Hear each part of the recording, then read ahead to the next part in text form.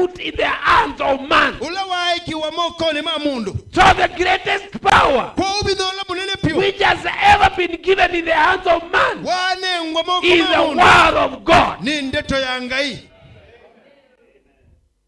And God expecting Adam's race to put sin, sickness, and all kinds of devils to the fighting wars. Mungu anatarajia mtu ekienai na mawau na kila kitu chote na maimo onde akamapinilivyo na mapepo yote akayafinyilie kwa ukuta.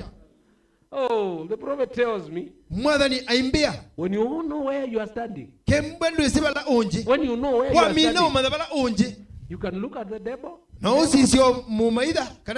Satani, and you spit on his face, and you do nothing about it. Why? Because you know where you are standing.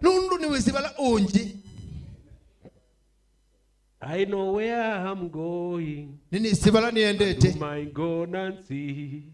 I've got a friend named Jesus. Who is there for me.